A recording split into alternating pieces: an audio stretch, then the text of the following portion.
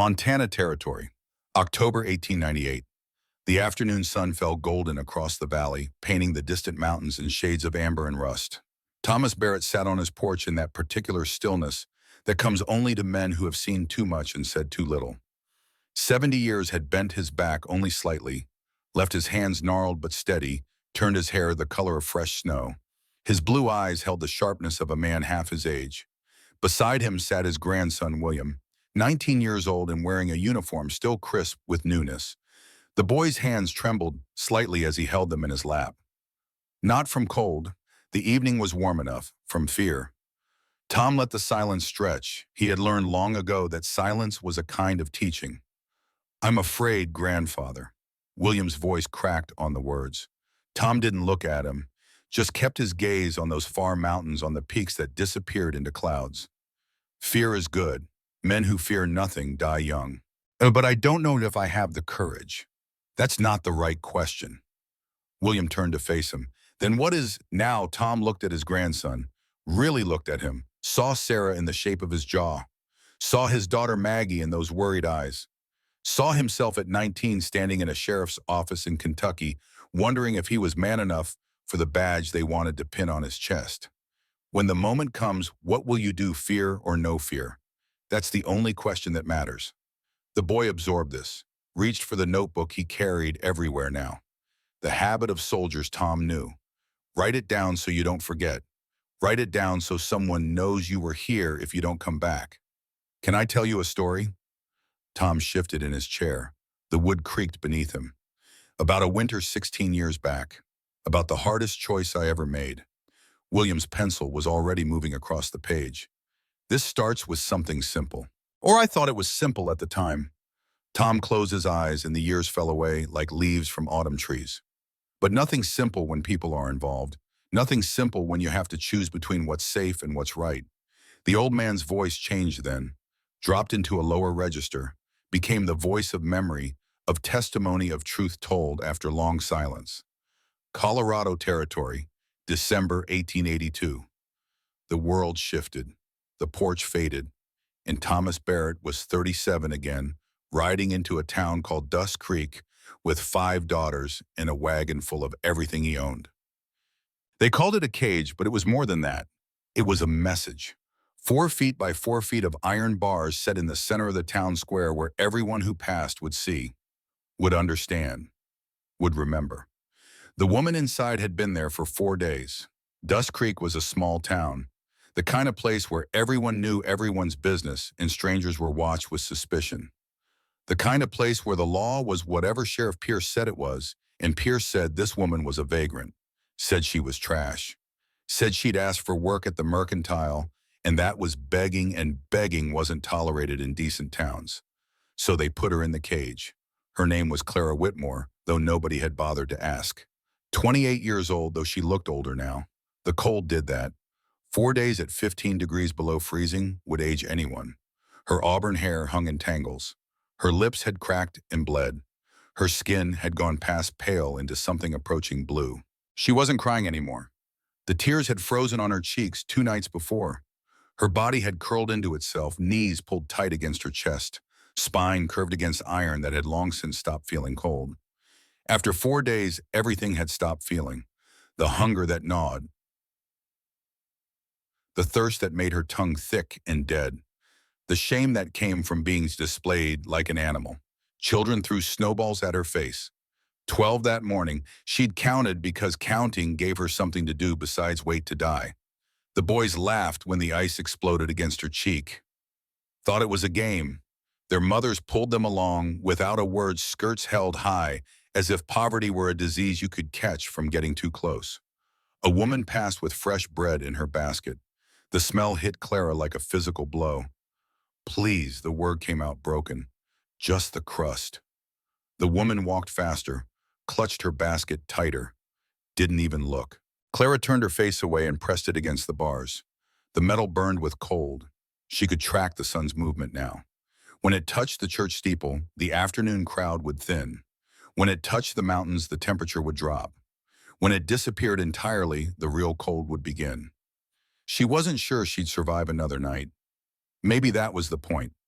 Sheriff Pierce stood outside the land office leaning against a post, watching her with the satisfaction of a man who'd done his job well, kept the streets clean, protected decent folk from the likes of her. He'd told her that when he locked the cage, told her this was what happened to people who didn't belong, people who came into good towns with empty pockets and asked for handouts. Clara had tried to explain. She wasn't begging, she was looking for work. Any work, sweeping floors, washing windows, anything honest. But Pierce didn't care about honest. He cared about examples. And Clara Whitmore was going to be a very clear one. The sun was climbing toward noon when she heard the wagon. At first, she didn't look. Wagons came through Dust Creek all the time. None of them ever stopped for her. But then she heard something different. Voices, high and bright in the winter air. Children's voices. "Papa, look at that. Papa, there's a lady. Papa, why is she in a cage?"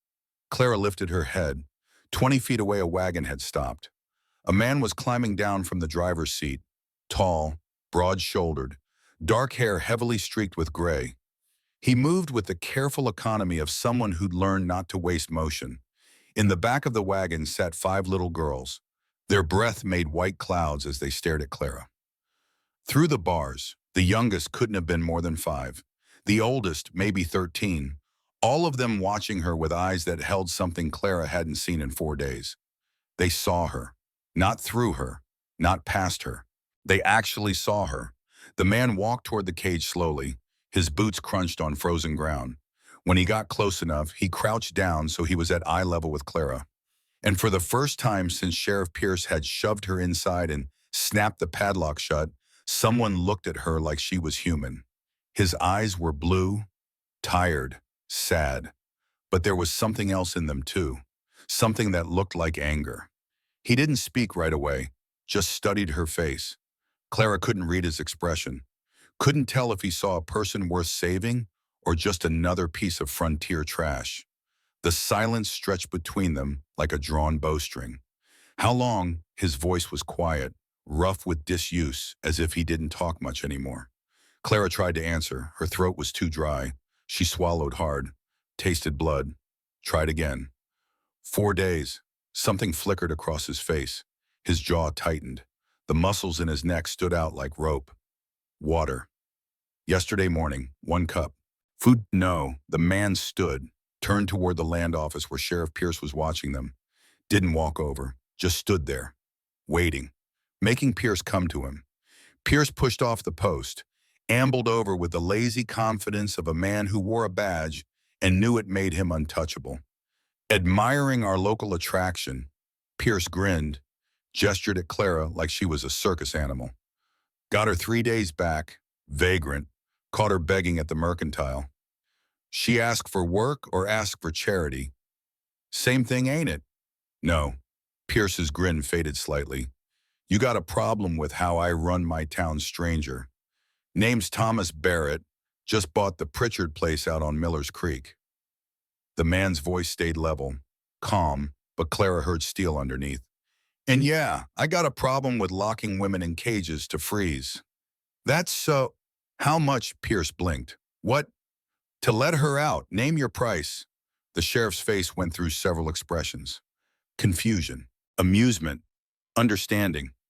You want to buy yourself a vagrant, Barrett? What, your 5 daughters ain't enough company? The man moved fast. One moment he stood 3 feet from Pierce. The next he had the sheriff pinned against the land office wall, forearm across his throat. Not choking, not yet, but close. His voice dropped to barely above a whisper. Those are my daughters you're talking about. Watch your mouth. Pierce's hand scrabbled at the arm pressing into his windpipe. His face was turning red. Get off me. Name your price, right now. $20. 20 and she's yours. Thomas Barrett let him go. Pierce stumbled forward, gasping. The man pulled money from his pocket without looking at it, counted out bills with hands that didn't shake, held them toward Pierce. Open the cage. You're making a mistake. Pierce's voice came out strangled. She'll rob you blind first chance she gets. I said open it. Pierce grabbed the money, stomped to the cage, jammed the key into the padlock hard enough to bend it, yanked the door open with unnecessary force. Fine, take her. But when she runs off with your valuables, don't come crying to me. Clara tried to move. Her body wouldn't cooperate. 4 days folded into that cramped space had left her muscles useless. She managed to shift forward a few inches. When she tried to stand, everything gave out. Strong arms caught her before she hit the ground, swept her up, one arm under her knees, the other supporting her back. She was lifted against a broad chest that radiated warmth. Real warmth. The first she'd felt in 4 days. I've got you. The words were quiet, meant only for her. You're safe now. Clara wanted to respond, wanted to thank him, but her throat closed up and all that came out was a sound that might have been a sob. The man carried her to the wagon. The 5 girls scooted back without being told, making room. The oldest one reached for blankets immediately. Papa, she's freezing. I know, Maggie. Cover her up. Blankets appeared, piled over Clara's shaking body. The youngest girl pressed against her side. Don't be scared. Papa's going to take care of you. The man climbed into the driver's seat, gathered the reins. Wait just a minute. Pierce was still by the cage, face twisted with something between rage and confusion. You came for fence posts and feed Barrett, not some vagrant woman. Changed my mind. Thomas Barrett didn't turn around, just snapped the reins. The wagon lurched forward. As they rolled out of Dust Creek, Clara looked back, saw Sheriff Pierce standing by the empty cage, saw the townspeople watching from doorways and windows, saw the whole place receding into the distance like a bad dream fading in morning light. For the first time in 4 days, she was free. The wagon rolled west along a road that cut through snow-covered prairie. The landscape stretched empty and white in all directions. Mountains rose in the distance like jagged teeth against a pale sky. The girls had surrounded Clara like a protective wall. Their small bodies added warmth to the blankets piled over her. I'm Maggie. The oldest girl had her father's dark hair and serious eyes. That's Kate. That's Ellie. That's Grace, and you already met Rose. Clara tried to smile. Her face was too frozen. The muscles wouldn't cooperate. Here. Another girl produced a canteen from somewhere. Drink slow. Papa says if you drink too fast when you're real thirsty, it makes you sick.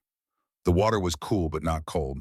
Clara took small sips, felt it spread through her body like life returning to dead limbs, like hope seeping back into empty places. What's your name? The one called Grace asked. She looked about 7, pale hair and watchful eyes. Clara Whitmore. That's pretty. Rose snuggled closer. You smell like snow. Rose, Maggie's voice held warning. Don't say things like that. Why not? Snow smells nice. Clara felt something crack open in her chest. These girls with their bright eyes and easy kindness had no idea what they were doing to her. No idea that 4 days ago she'd given up hope of ever being treated like a human being again. It's all right, her voice came out as a whisper. I don't mind. The man's voice carried from the front of the wagon. How are you doing back there, Miss Whitmore? Miss, he'd called her Miss, like she was someone worth respecting. Better, she managed. Thank you for what you did. Don't thank me yet. We've got 2 hours of riding ahead, and I can't guarantee the girls won't talk your ear off. Papa, the one called Kate protested, we're being helpful. I know you are, sweetheart. Clara pulled the blankets tighter around herself and watched the landscape roll by.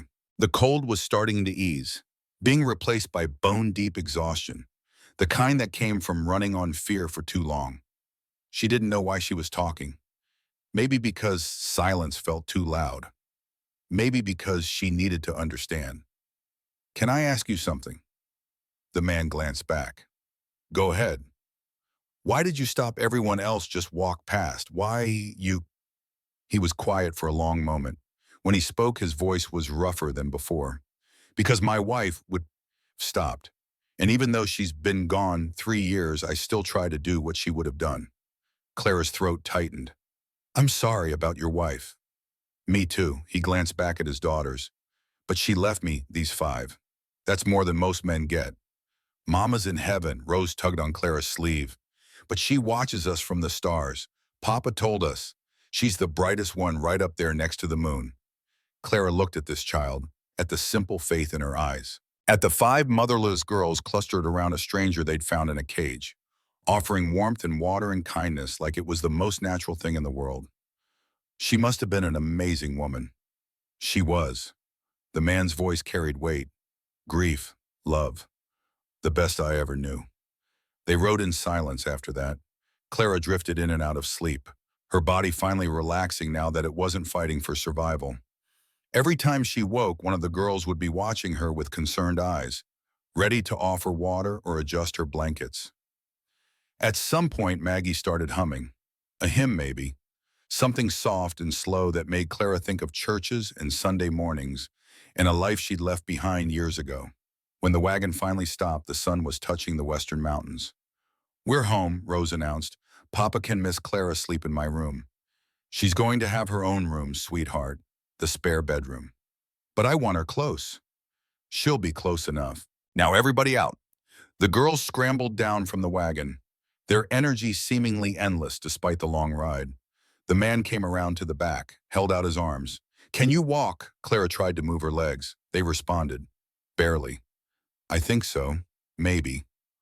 "Let me help." He lifted her down from the wagon, steadied her when her knees threatened to buckle. His hands were gentle but strong, supporting without constraining. "Easy. Take your time." Clara took a step, then another. Her legs felt like they belonged to someone else, but they held. The house was modest but solid, logs and stone with a white front porch and smoke curling from the chimney. The girls ran ahead, throwing open the door, calling out about the guests they'd brought home. "This way." The man's hand stayed on her elbow. "Watch the step." Inside, the house smelled like wood smoke and something cooking. A stew, maybe. Clara's stomach cramped at the scent, reminding her that she hadn't eaten in 4 days. "Girls?" The man's voice carried authority without being loud. "Kate, get the stew on the table. Maggie, fetch clean clothes from your mother's trunk. Ellie, heat water for washing. Grace and Rose, stay out of the way." They scattered to their tasks like a well-trained army. He guided Clara to a chair by the fire, helped her sit. The heat was almost painful after so much cold, but she didn't pull away. Couldn't pull away. The warmth was the first good thing she'd felt in longer than she could remember. "I don't understand." She looked up at him. "Any of this. Why you paid for me. Why you brought me here." She gestured around the room, at the home he'd built, the family he was raising. "I'm nobody. I've got nothing. No money, no family, nothing to offer you. Why would you—" He crouched down so they were eye level. "Because someone should have. Someone should have stopped that cage 4 days ago and no one did. I couldn't change that, but I could change what happened next. You don't even know me. I know you were cold and hungry and treated like an animal by people who call themselves Christians." His eyes held hers. "I know that's wrong. That's enough for now." Maggie appeared with a bundle of clothes. These were Mama's. They might be a little big, but they're clean. Clara took the clothes with trembling hands. "Thank you. I'll take good care of them."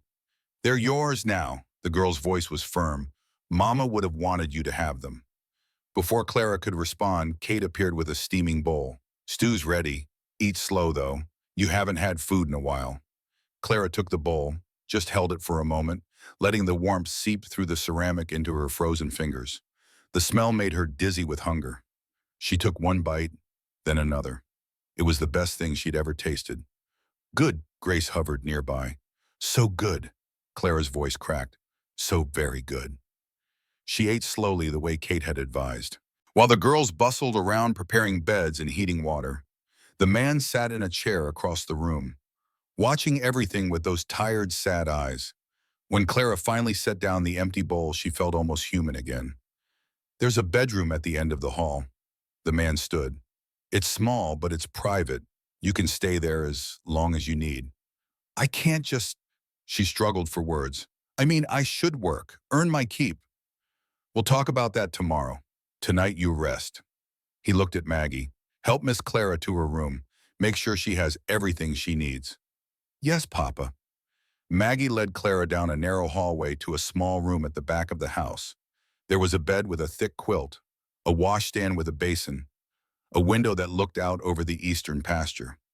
"The water's warm," Maggie gestured to the basin, And I left clean towels on the bed. Is there anything else you need? Clara looked around the room that was somehow hers now. Private, safe, warm.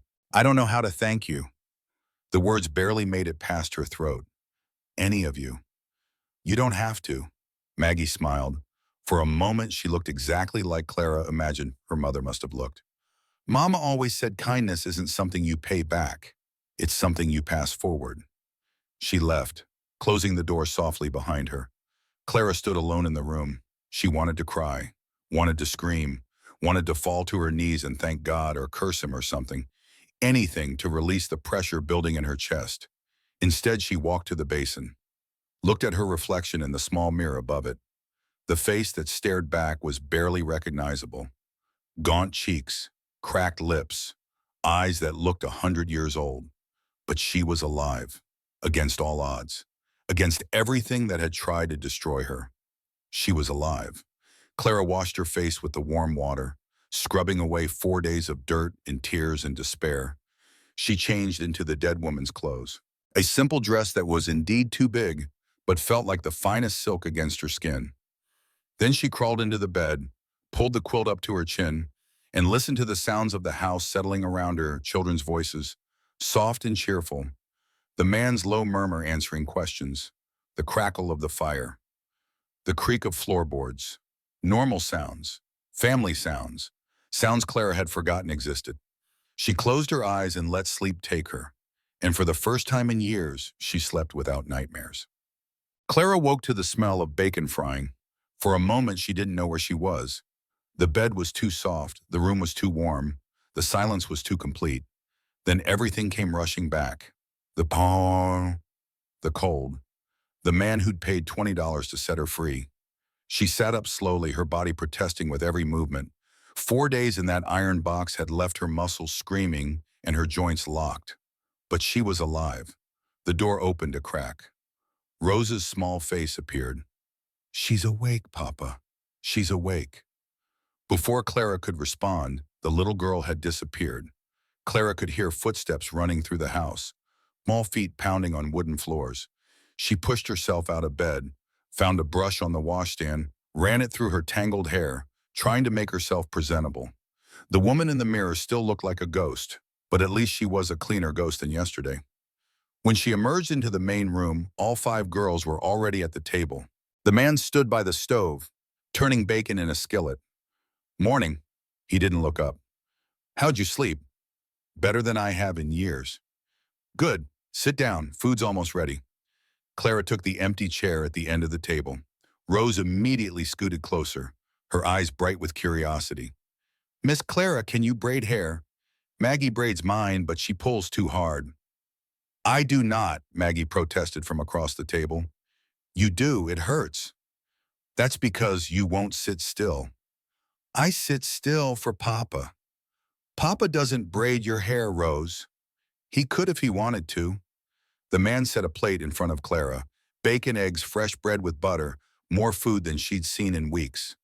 I can braid hair, Clara said quietly. If you'd like. Rose beamed. See, Maggie, Miss Clara will do it. After breakfast, the man's voice was firm. Eat first. Everyone. They ate in comfortable chaos, the girls talking over each other, the man occasionally interjecting to settle disputes or remind someone to use their napkin. Clara watched it all with a strange ache in her chest. This is what family looks like, she thought. This is what I never had.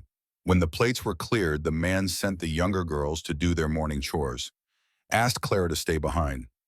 We need to talk. Clara's stomach dropped. Here it comes. The conditions.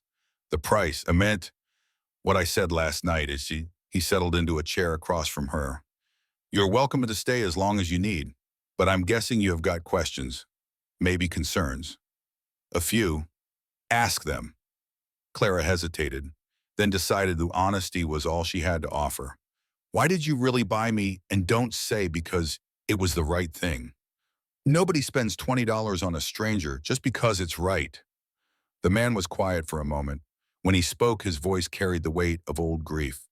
My wife, Sarah, she died 3 years ago. Cholera took her in 4 days. He paused, collecting himself. I was a deputy sheriff back in Kentucky. Spent my whole life thinking I could protect people. but I couldn't protect her. I couldn't do a damn thing but watch her die. Clara didn't speak, didn't move. After she was gone, I couldn't stay there. Too many memories. So I packed up the girls and came west. Bought this ranch, told myself I was starting over. He met her eyes. But I wasn't really living, just going through the motions, trying to keep the girls fed and clothed without actually being present. What changed? You. He blinked. Me. When we rolled into Dust Creek yesterday, I saw you in that cage and something woke up inside me. Something that's been dead for 3 years. His jaw tightened. I saw a human being treated worse than an animal. And I realized I could either walk past like everyone else, or I could do what Sarah would have done.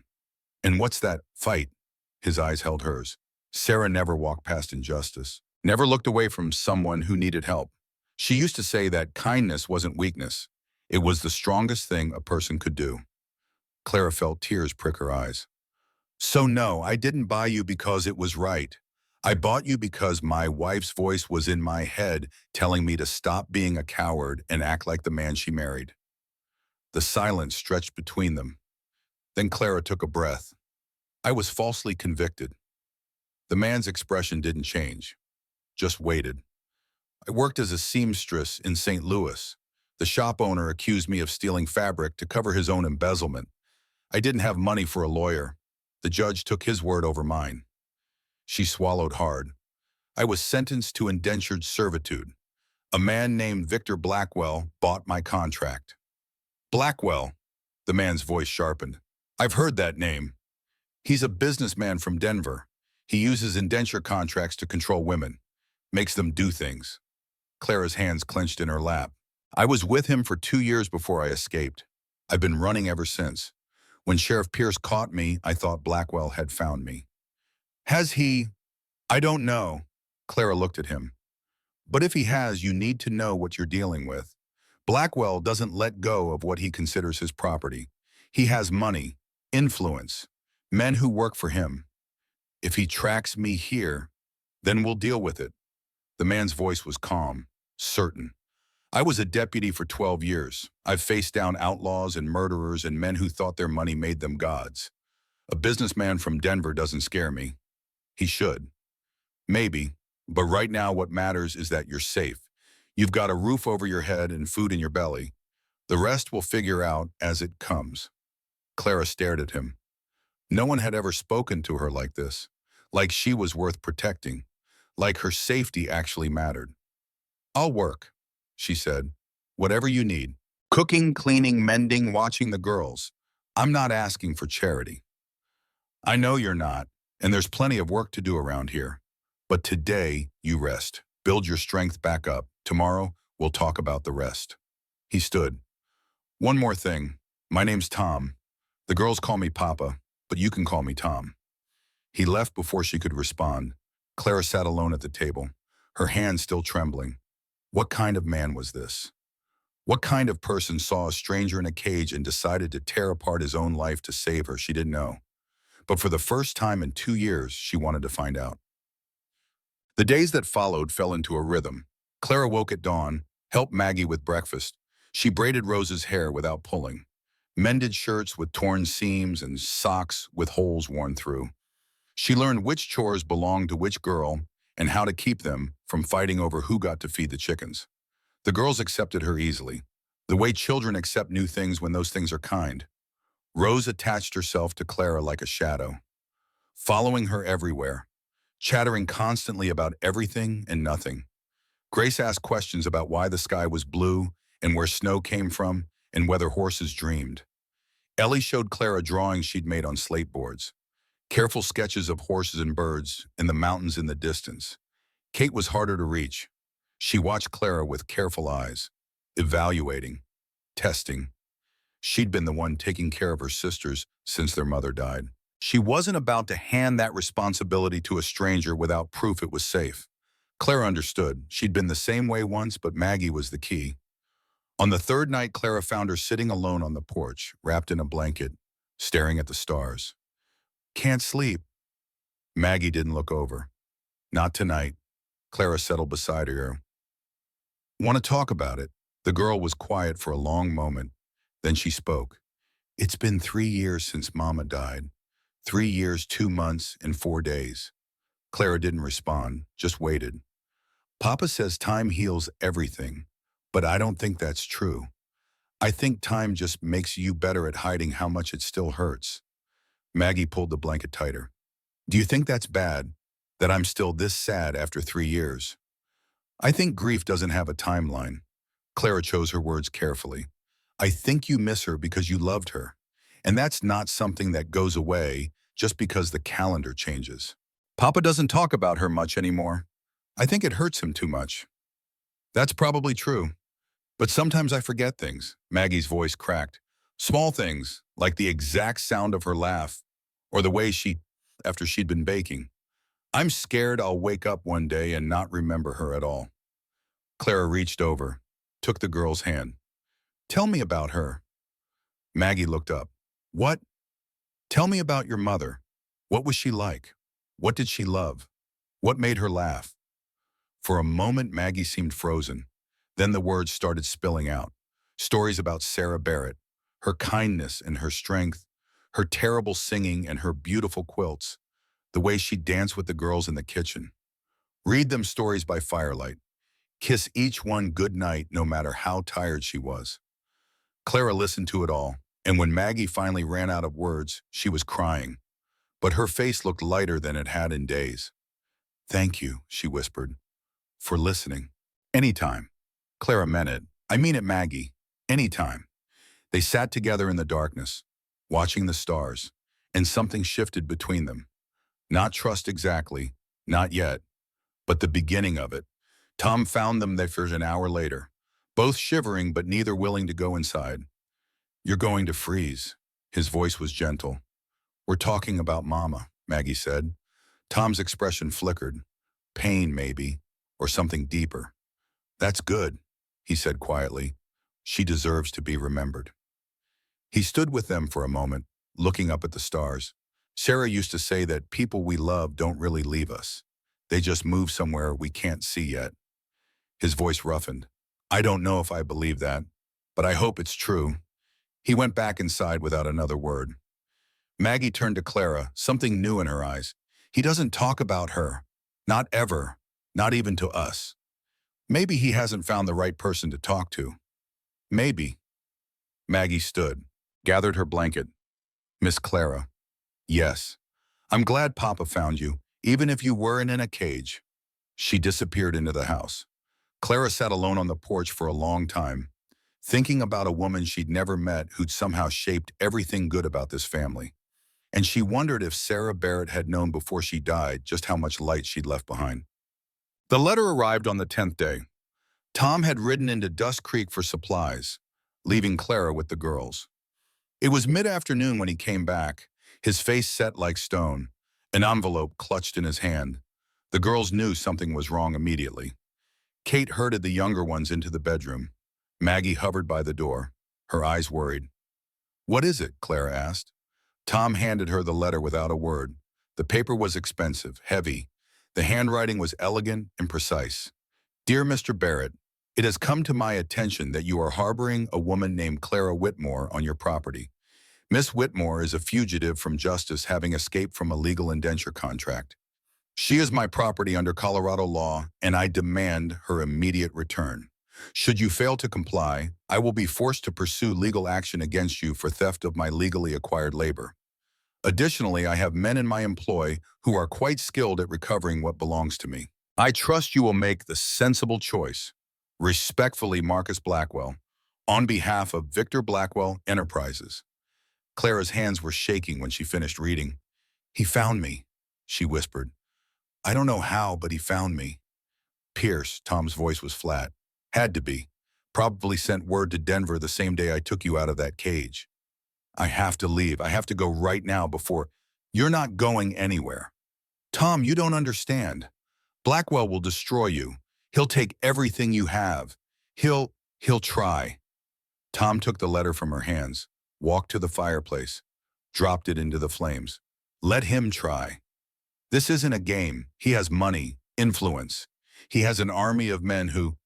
And I have this. Tom reached into his coat, pulled out a piece of paper. Bill of sale, dated yesterday, states that I purchased your indenture contract from Sheriff Pierce for $20. Clara stared at him. What? Pierce was happy to sign. Made him feel like he'd done something legal instead of just taking a bribe. Tom tucked the paper back into his coat. As far as the law is concerned, your contract belongs to me now, and I'm releasing you from it. You're a free woman, Clara. Whatever claim Blackwell thinks he has, it's gone. He can complain all he wants, but he's got no legal standing. He won't care about legal standing. He'll send men. Then we'll deal with them when they come. Tom's voice was steel. I told you I was a deputy for 12 years. I know how men like Blackwell work. They use the law when it suits them, enforce when it doesn't. Either way, I'm ready. Clara felt tears streaming down her face. Why are you doing this? I'm not worth... Don't. Tom stepped closer, his hands gripping her shoulders. Don't ever say that again. You're worth every bit of trouble that comes through that door. You hear me? You don't even know me. I know enough. His eyes burned into hers. I know you survived 2 years of hell and still came out kind. I know my daughters love you already. I know that when Maggie talks about her mother now, she doesn't look broken anymore. He paused. I know that for the first time in 3 years, this house feels like a home again. And I know that I'm not letting anyone take that away. Not Blackwell. Not anyone. He let go of her shoulders, stepped back. Now we need to prepare. Blackwell won't come himself. Men like him never do their own dirty work. He'll send someone, probably his brother. I've heard stories. Marcus is dangerous. He's the one who... Clara touched her left shoulder where a scar lay hidden beneath her dress. When I tried to escape the first time, he's the one Victor sent to bring me back. Tom's jaw tightened. Then he's the one I'll be waiting for. He moved toward the gun rack on the wall. Get the girls. We need to talk. All of us. Clara watched him check the rifles. His movements practiced and precise. She'd come to this house as a broken woman, expecting nothing but another form of captivity. Instead, she'd found something she'd stopped believing existed. People worth fighting for. And now, for the first time in her life, she was ready to fight back. The family meeting happened that night after supper. Tom gathered everyone in the main room. The younger girls sat on the floor, confused but obedient. Maggie and Kate flanked Clara on the sofa, their faces serious. Something's happening, Rose said. What's happening, Papa? Tom crouched down to her level. There's a bad man coming. He wants to take Miss Clara away from us. No, Rose's voice was fierce. She's ours. She is, and we're going to keep her safe. But I need all of you to understand what that means. He looked at each of his daughters in turn. It means we might have to fight. It means things might get scary. It means I need you to be braver than you've ever been. Like Mama was? Grace asked quietly. Something flickered across Tom's face. Yes, sweetheart, like Mama was. Kate straightened her shoulders. Tell us what to do. Tom smiled, the first real smile Clara had seen from him. That's my girl. He laid out the plan. Where to hide if trouble came, how to bar the doors and shutter the windows, what to do if they heard gunshots, where to go if they needed to escape. The girls listened with focused attention. Children who understood that this was serious, that this was real. One more thing, Tom said. Whatever happens, we stick together. No one goes off alone. No one tries to be a hero. We protect each other. That's how this family works. That's how Mama would have wanted it, Maggie said softly. Yes, Tom's voice was rough. That's exactly how Mama would have wanted it. He dismissed the girls to bed, but Kate lingered. Papa, yes, I'm not scared. She lifted her chin. I just want you to know that. Whatever comes, I'm not scared. Tom pulled her into a hug. I know, sweetheart, I know. When she was gone, Claire and Tom were alone. Your daughters are remarkable. They take after their mother. They take after both of you. Tom didn't respond to that, just stood by the window, staring out at the darkness. He'll come, Clara said. Marcus, he's probably already on his way. I'm counting on it. You want him to come. I want this finished. Tom turned to face her. Men like Blackwell, they don't stop. They keep pushing until someone pushes back hard enough to break them. I intend to be that someone. And if you can't, then my girls will remember that their father didn't run, that he stood up for what was right even when it was dangerous. His eyes held hers. Sometimes that's the only legacy a man can leave. Clara crossed the room to stand beside him. I won't let them hurt your family, she said quietly. If it comes to that, if it's me or them. I'll go with Marcus. No. Tom's voice was firm. I said no. His hand found hers. You're part of this family now, Clara. That means we protect you the same way we protect each other. No sacrifices, no giving yourself up to save us. We win together or we lose together. That's the only way. He squeezed her hand. Can you accept that? Clara looked at this man who'd broken her out of a tin and given her a home and was now preparing to fight for her life. At this family who'd taken her in without question. At these 5 girls who'd called her theirs after knowing her barely 2 weeks. Yes, she whispered. I can accept that. They stood together by the window, watching the darkness. Somewhere out there, Marcus Blackwell was coming. But for the first time in years, Clara wasn't running. She was ready. Montana Territory, October 1898, evening. The sun had dropped behind the western peaks, the valley filled with purple shadow. Thomas Barrett paused in his telling, reached for the glass of water that had sat untouched beside his chair for the past hour. His throat was dry from speaking, from remembering. William looked up from his notebook. The pages were nearly full now, dense with his tight handwriting. Words he would carry to Cuba, words he might need when fear threatened to swallow him whole. Were you afraid? Grandfather Tom drank, set the glass down carefully.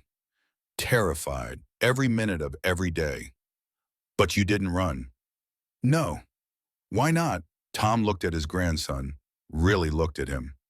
Saw the boy trying to become a man, saw the uniform that didn't quite fit yet, saw the fear poorly hidden behind questions. Because there are things more important than fear. Things worth standing for even when your knees want to buckle. William bent over his notebook again.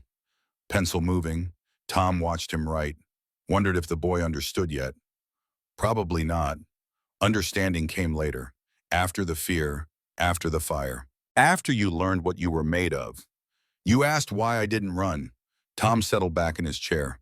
Let me tell you about the hardest week of my life, about waiting for a man who wanted nothing more than to burn everything I loved. The old man's eyes closed, the porch faded, and he was 37 again, standing in a ranch house in Colorado, watching the eastern horizon for signs of smoke. The first 3 days were the hardest, not because of what happened, because of what didn't. Tom knew Marcus Blackwell was coming. The letter had made that clear. But knowing and preparing were different things. Knowing let you plan. Preparation meant teaching your daughters how to load rifles and praying they'd never need to use them. He started with Maggie, dawn of the first day, the sun barely clearing the mountains. Tom set up tin cans 50 yards from the house. Old tomato cans that had been sitting in the shed. He lined them on the fence posts in a neat row. 7 of them, one for each member of the family that would be defending this place. Maggie came out first, 13 years old and trying to look brave. Tom handed her the rifle without a word, showed her the stance, feet shoulder-width apart, weight forward, cheek against the stock. Breathe. She missed the first shot by 3 feet. Tom didn't say anything, just adjusted her grip, placed his hands over hers, showed her how to squeeze instead of pull, how to let the breath out slowly before taking the shot. The second shot hit the fence post 2 inches from the can. Again. By the 10th shot, she hit it. The can flew backward off the post. Maggie's face lit up. Tom just nodded. Again, do it 50 more times. Her face fell, but she did it, because that's what you did when your father said your family was in danger. You practiced until your arms ached and your shoulder bruised from the rifle's kick, and you could hit that can in your sleep. Kate was next. She already knew the basics. Tom had taught her the year before, after a mountain lion had come down near the chicken coop. Now he taught her the advanced work, how to reload fast, how to clear a jam, how to shoot while moving. She took to it naturally, like she took to everything that involved protecting her sisters. Ellie watched it all, drew pictures in her notebook. maps of the property showing sightlines and cover. Where a man could approach unseen, where they'd be exposed. She had an artist's eye for detail. Could see patterns Tom might have missed. Grace organized the medical supplies. At 7 years old, she already knew more about treating wounds than most adults, had been reading her mother's medical books for 2 years, learning everything she could about sutures and splints and how to stop bleeding. Rose was too young for any of it, but she learned the most important skill: how to run. Tom timed her, from the house to the root cellar, from the barn to the tree line, from anywhere to safety. She was fast, faster than anyone. That speed might save her life. Clara watched it all with growing horror. "They're children," she said to Tom that first evening, after the girls had gone to bed, after the house had fallen silent except for the creak of settling wood. "I know. You're teaching them to kill. I'm teaching them to survive." Tom stood by the window, same place he'd stood for 3 nights now, watching the darkness, waiting for the moment it would come alive with threats. "There's a difference, Monty." Clara came to stand beside him. "And is there?" "Yes." He didn't look at her, just kept his eyes on that eastern horizon. "Killing is about taking life. Surviving is about protecting it. My daughters need to know how to do the second, even if it means learning the first." She was quiet for a moment. Then she said something that made him turn.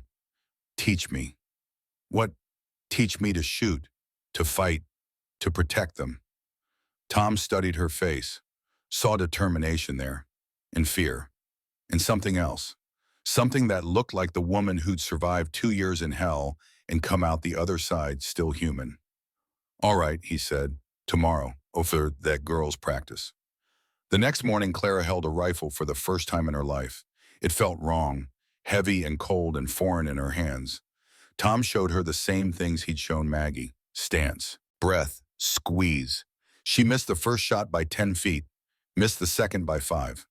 On the third, Tom stepped behind her, put his hands over hers. She could feel the heat of him against her back, feel his breath on her neck as he spoke quietly.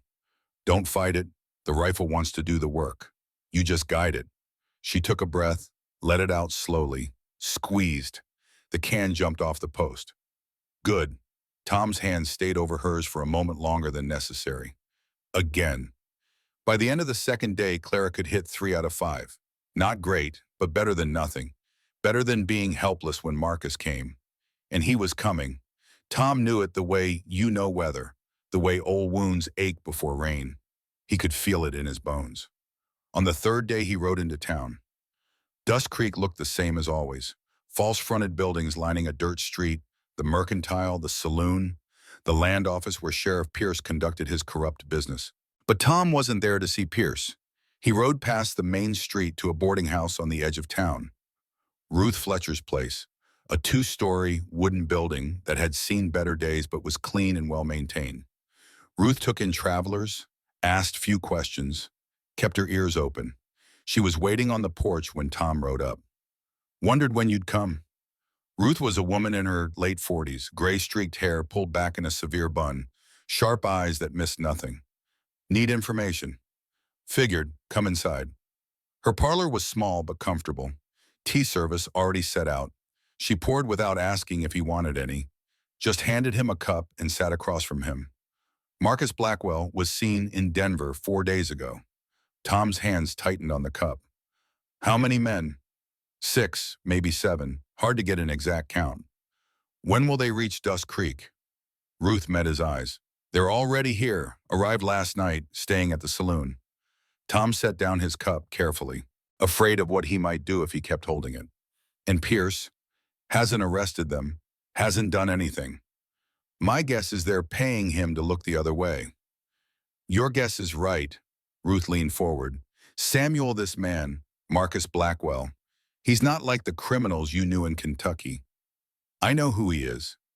"Do you?" She held his gaze. "He doesn't just want to win. He wants you to suffer first. He'll burn your barn, kill your cattle, terrify your daughters. Then when you're broken, he'll take what he came for. He can try.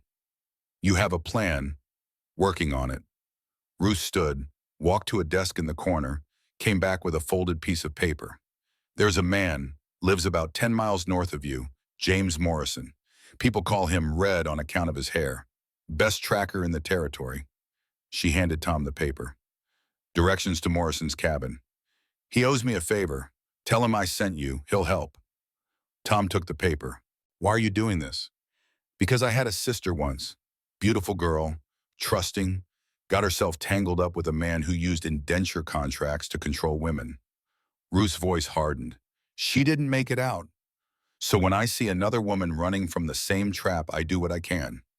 She walked Tom to the door, stopped him with a hand on his arm. One more thing, there's a settlement about 100 miles west of here, Prospect Valley. It's new, maybe 50 families, but they're building something different out there. Fair laws, honest justice. If you can get Clara there, she'll be untouchable. 100 miles in winter. Better than dead in Dust Creek. Tom rode north that afternoon, found Red Morrison's cabin just where Ruth said it would be. A small log structure tucked into a stand of pines. Smoke curling from the chimney, pelts stretched on frames outside. The signs of a man who lived by his own rules. Morrison himself was what the name suggested. Tall and lean with a wild red beard and eyes the color of old copper. He listened to Tom's story without interrupting. When Tom finished, Red spat tobacco juice into the snow. Need an extra gun? Need eyes, someone who can track them if they come at night. Red nodded. I'll watch the eastern trails. They come your way, you'll know. Tom offered payment. Red waved it off. Ruth Fletcher says you're good people. That's payment enough. By the time Tom got back to the ranch, the sun was setting. Clara met him at the door, face tight with worry. The girls were scared. You were gone so long. Had to make arrangements. He told her about Ruth, about Red Morrison, about the possibility of Prospect Valley if things went wrong. Clara listened. Then she asked the question he'd been dreading. How long do we have? They're in town now. Could be any time. That night, Tom couldn't sleep. He sat by the window with a rifle across his lap, watching, waiting. Clara came out around midnight, wrapped in one of Sarah's old shawls. You should rest, she said. Can't. She sat beside him, close enough that their shoulders touched. Tell me about her. Sarah. Tom was quiet for so long Clara thought he wouldn't answer. Then his voice came out rough, unused to speaking about things that hurt. She was better than me, better than he deserved, saw good in everyone, even people who didn't have any. He paused. She died trying to help neighbors during the cholera outbreak. I begged her not to go. She went anyway. His voice broke slightly. That's who she was. Couldn't walk past someone who needed help, even if it killed her. Clara's hand found his in the darkness. She'd be proud of you, of what you're doing. You don't know that. Yes, I do, because you're doing exactly what she would do, standing up for someone who can't stand up for themselves. That's what love looks like. Tom turned to look at her. Really look at her. This woman who'd come into his life broken and was somehow helping to heal his family. This stranger who felt less like a stranger every day. Clara, the words died in his throat, because in the distance, barely visible against the night sky, he saw it. Orange light. Fire. The first thing Tom thought was barn. The second thing was get the girls. He was on his feet before conscious thought caught up. Running toward the bedrooms. Clara right behind him. His voice came out loud, commanding. The deputy's voice he hadn't used in 3 years. Maggie, Kate, everyone up, now! The girls came stumbling out, Rose crying before she was fully awake, Grace clutching her medical bag, Ellie with her notebook, Kate already reaching for the rifle Tom had taught her to use. What's happening? Maggie's voice shook. Tom moved to the window. The orange light was brighter now, closer, not the barn, something else. Then he heard it. The sound of breaking glass, a crash from the back of the house, a man's laughter. They're here. Tom's voice went cold, calm. Kate, take the girls to the root cellar. Clara, go with them. Tom, I can go now. Another crash, this one from the kitchen, smoke starting to seep under the door. They'd thrown torches through the windows, trying to burn them out. Tom grabbed his rifle, checked the load, looked at his daughters. At Clara. At this family he'd built from grief and was now preparing to defend with his life. Move. Kate herded the younger girls toward the back door. Clara hesitated. Tom saw the conflict in her eyes, wanting to stay, knowing she had to go. He crossed to her, took her face in his hands. Keep them safe, that's how you help me. She nodded, turned to follow the girls. Tom waited until they were out. Then he moved toward the front of the house. The smoke was thicker now, orange light dancing through the cracks in the shutters. Outside he could hear voices, men calling to each other, laughing, thinking this was already over.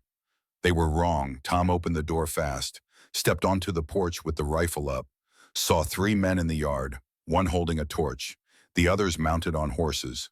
Watching the house burn, he shot the man with the torch. Not to kill. Tom was many things, but he wasn't a murderer. The bullet hit the man's shoulder, spun him around, sent the torch flying into the snow, where it hissed and died. The man screamed, fell. The other 2 went for their guns. Tom dropped back inside. Bullets splintered the door frame where he'd been standing. He moved to the window, fired twice more, heard a horse scream, saw one rider go down, then a voice from the darkness. Cultured, amused, wrong for this place and time. Thomas Barrett, can we talk like civilized men? Tom didn't answer, just reloaded, kept his eyes on the yard. I'll take your silence as a yes. The voice came closer. My name is Marcus Blackwell. I believe you have something that belongs to my brother. Tom tracked the voice, saw movement near the barn, a man stepping into the firelight. Tall, well-dressed, face sharp and cruel. This was Marcus. Had to be. She doesn't belong to anyone, Tom called back.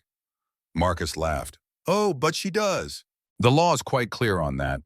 Indenture contracts are binding. She's property, my brother's property, and you've stolen her. I bought her contract from Pierce. It's legal. Legal. Marcus drew out the word like it was funny. You think that matters? You think a piece of paper changes what she is? He took another step forward. Tom could see him clearly now, see the way he moved with absolute confidence. A man who'd never been told no, never been stopped. Here's what's going to happen.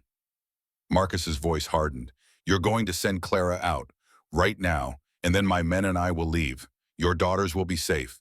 Your ranch will stand. Everyone goes home happy. Tom's finger tightened on the trigger. One shot. That's all it would take. Center mass. Marcus would drop. But the other men would kill him, would burn the house with his daughters hiding 50 yards away, would find Clara and do things worse than death. So Tom didn't shoot. No deal, Marcus sighed, like Tom was being unreasonable. Then I suppose we do this the hard way, he gestured. The men behind him moved. Tom fired, hit one, missed another. Then he was falling back, smoke filling his lungs, the house burning around him. He made it to the back door, stumbled into the night. The cold air hit him like a wall. Behind him, flames crawled up the walls of the house, the home he'd built, the place where his daughters had grown up, where Sarah had died, where Clara had learned to smile again. All of it burning. Tom ran for the root cellar, found the door, yanked it open. Clara's face appeared in the darkness below. Thank God, she breathed. We have to move. Tom climbed down, pulled the door shut above him. They're burning everything. In the darkness of the cellar, surrounded by the smell of earth and stored vegetables, the 7 of them huddled together. Tom could hear his daughters breathing, could feel their fear like a living thing. Where do we go? Maggie whispered. Tom thought fast. The house was burning, the barn too probably. Marcus had men surrounding the property. They couldn't stay here. Ruth Fletcher's, 5 miles west. We'll never make it. Kate's voice was flat. They'll see us. Not if we go now, while they're watching the house burn. Tom looked at Clara, saw understanding in her eyes. This was her fault. Her past catching up, her bringing death and fire to this family. But Tom reached for her hand in the darkness, held it tight. Together, he said, we leave together. They waited 10 minutes, let the fire draw Marcus's attention. Then Tom eased the door open, peered out. The ranch was fully engulfed now. Flames reaching toward the sky, men silhouetted against the orange light, watching. waiting for the Barrett family to come running out.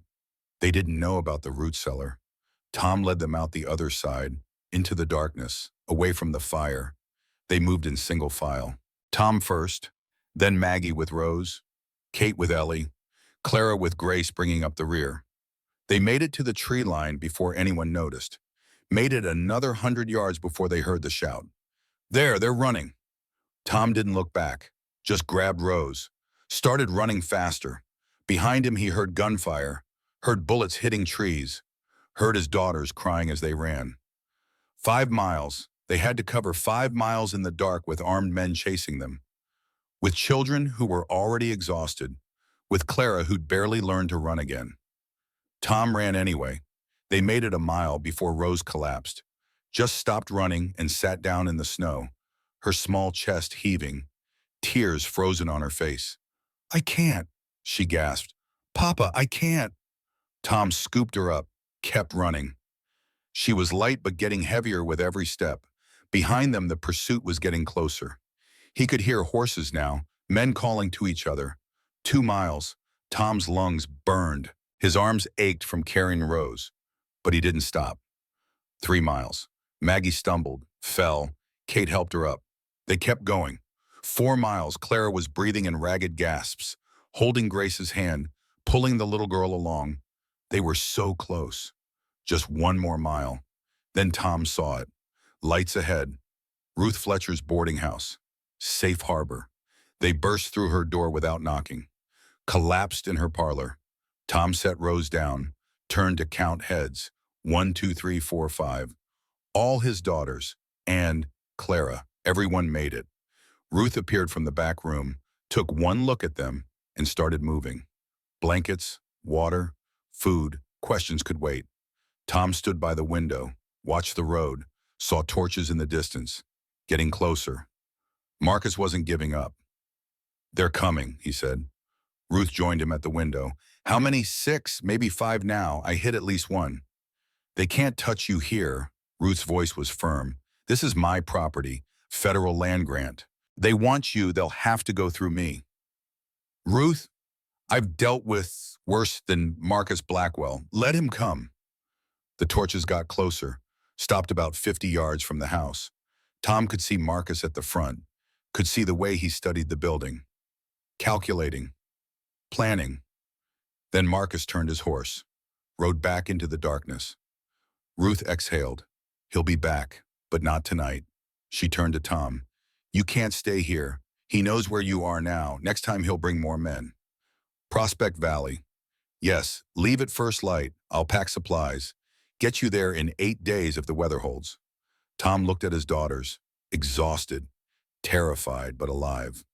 Then at Clara, the woman he'd pulled from a cage, the woman who'd brought danger to his door, the woman he couldn't imagine living without. We leave before dawn, he said, before Marcus figures out his next move. That night no one slept. They rested, ate, prepared.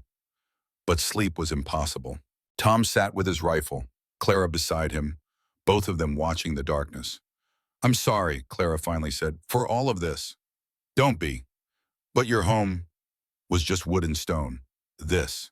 Tom gestured at his sleeping daughters. This is home, and it's coming with us. Clara was quiet for a moment. Then she leaned her head on his shoulder. And despite everything, despite the fire and the fear and the impossible journey ahead, Tom felt something he hadn't felt in years. Peace. Uhim. They left 2 hours before dawn. Ruth had 3 horses ready, 2 pack mules loaded with supplies, enough food for 2 weeks, blankets, ammunition, everything they'd need for a 100-mile journey through winter mountains. Take the Western Trail. Ruth pointed at a crude map she'd drawn. Stays in the valleys, harder travel but safer. Tom studied the map, memorized the landmarks, rivers, passes, places to camp. There's a man, Ruth added, about halfway, name's Red Morrison. Tell him I sent you. Tom blinked. Already met him. He's watching my ranch. Not anymore. I sent word last night. He'll meet you at Miller's River, guide you the rest of the way. Tom didn't ask how she'd sent word. Ruth had her ways, her network of people who owed her favors, who helped each other survive on the frontier. Thank you. Tom's voice was rough. For everything. Ruth just nodded. Get moving. You've got maybe 3 hours before Marcus realizes you're gone. They rode out in darkness. Tom led with Rose in front of him. Maggie and Kate shared the second horse. Clara rode the third with Grace. Ellie sat on one of the pack mules, looking miserable but not complaining. The first hour was quiet, just the sound of hooves in snow, breath steaming in cold air. Behind them, Dust Creek disappeared into the night. The second hour, the sun started rising, painting the mountains in shades of pink and gold. Under different circumstances, it would have been beautiful. The third hour, they heard the pursuit. Tom looked back, saw riders on the horizon, 6 of them. Marcus hadn't given up, had tracked them somehow, was coming fast. How far to the river? Clara asked. Tom checked Ruth's map. 10 miles. Can we make it? He looked at his daughters, at their exhausted faces, at the horses already breathing hard. We have to. They rode faster, pushed the horses harder than they should. Rose clung to Tom's coat. Grace buried her face in Clara's back. The girls held on and tried not to cry. The pursuit got closer, 5 miles behind, then 4, then 3. Tom could see them clearly now. Marcus at the front, face set with determination. Men flanking him, all armed. 2 miles from the river, Kate's horse stumbled. The animal caught itself, kept going. But it was limping now, favoring its left front leg. They were slowing down. 1 mile from the river, they could hear Marcus calling. Barrett, there's nowhere to run. Tom didn't answer, just kept riding. The sound of the river was ahead now, fast water over rocks. They were close, they broke through the trees. And there it was, Miller's River, 50 feet across, water running fit and chunks of ice floating downstream. The only thing between them and Prospect Valley. The only thing between them and safety. And Marcus was 3 minutes behind them. Tom dismounted, helped Rose down. The other girls climbed off their horses. They all stared at the water. We have to cross, Tom said. Papa, Maggie's voice shook. It's too fast. I know, but we don't have a choice. He looked at the river, trying to judge depth, current, the safest crossing point. There wasn't one. It was all dangerous. Clara's voice came from behind him. I'll go first. No. I'm the lightest adult. If the horse can carry me, it can carry anyone. Tom wanted to argue, wanted to tell her to stay back. Let him test it. But she was already mounting her horse, already guiding it toward the water. Clara, keep the girls safe. She looked back at him. That's how you help me. Then she rode into the river. The horse balked at first, didn't want to enter that cold, fast water. But Clara urged it on, gentle but firm. One step, then another. The water rose to its chest, to her waist. The current pushed against them. The horse staggered. Tom held his breath. Clara made it halfway. Then a chunk of ice hit the horse's shoulder. The animal panicked, reared. Clara grabbed its mane, held on. But the current was too strong. It swept them downstream. 20 feet, 30. The horse's hooves lost purchase on the rocky bottom. They were going under. Tom was moving before he thought, running along the bank, ahead of them, wading into the water at an angle, reaching, grabbing. His hand closed on the horse's bridle. He pulled, used all his strength, drew them toward shore. The horse found its footing, lunged forward, Clara still on its back, Tom still holding the bridle. Together they made it to the western bank, collapsed in the snow. Clara was shaking, soaked through, but alive. That, she gasped, was terrifying. Tom couldn't help it. He laughed, exhausted, terrified laughter that hurt his ribs and felt better than anything had in days. Then he looked back across the river. Marcus had arrived on the eastern bank, 6 men with him, all armed, all staring across 50 feet of freezing water. That's far enough, Barrett, Marcus called. Tom stood, faced him across the river. Then you'll have to cross. I will, but not today. Marcus smiled, that cruel smile Tom was learning to hate. I know where you're headed, Prospect Valley. Only place in 100 miles that doesn't honor territorial contracts. He leaned forward in his saddle. So I'll see you there. And when I do, We'll finish this." Then he turned his horse, rode back into the trees, his men following. Tom watched them go, felt the weight of those words. Marcus knew their destination, knew they'd have to stop eventually, and when they did, he'd be waiting. But for now, they were safe. For now, they'd survived. Tom turned back to the river, called across. Maggie, Kate, one at a time, slow and steady. One by one his daughters crossed, Maggie first, then Kate, then Ellie on the pack mule, then Grace with Clara guiding her horse. Finally Rose, in Tom's arms on his horse, the crossing that scared him most. But they made it. All of them, soaked and freezing but alive. On the western bank, they built a fire, changed into dry clothes from the packs Ruth had prepared, huddled together for warmth. No one spoke. They were too exhausted, too scared, too aware that this wasn't over. Just before dusk, Red Morrison appeared, riding out of the woods like a ghost. He surveyed their camp, the wet clothes, the exhausted faces, said nothing, just nodded to Tom. "Heard you had some excitement." "You could say that." "River crossing workout?" "Barely." Red swung down from his horse. "Well, you're on the right side now. Prospect Valley is 5 days west. I'll get you there." He built up the fire, made coffee, shared jerky from his pack, and for the first time since the flames had started, Tom let himself believe they might actually make it. That night, with the girls sleeping and Red on watch, Tom sat with Clara by the fire. Neither spoke. There was too much to say and no words for any of it. Finally, Clara broke the silence. "When we get to Prospect Valley, if we get there, will they take us in?" "Ruth seems to think so." "And if they don't," Tom looked at her, "then we keep going, find somewhere else, somewhere safe." "There might not be anywhere safe." "Then we make somewhere safe." Clara studied his face. "You really believe that?" "I have to, for them." Tom gestured at his sleeping daughters. "They need to believe the world has places worth reaching, people worth trusting." He paused. "You taught me that. When you didn't give up in that cage. When you could have stayed broken but chose to heal instead. You showed me what courage looks like." Clara's eyes filled with tears. "I'm not courageous. I'm terrified every moment of every day." "That's what courage is, being terrified and doing it anyway." Tom reached for her hand. She let him take it. They sat like that as the fire burned down, as the stars came out, as Red Morrison watched the darkness for threats that might or might not come. And somewhere behind them, Marcus Blackwell was planning, waiting, getting ready for the confrontation he knew was inevitable.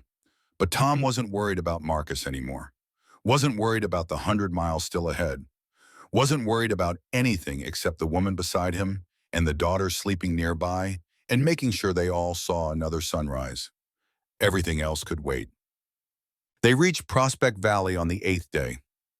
8 days of hard travel, through mountain passes and frozen streams, through weather that dropped to 20 below at night, through exhaustion and fear, and moments when Tom thought they wouldn't make it.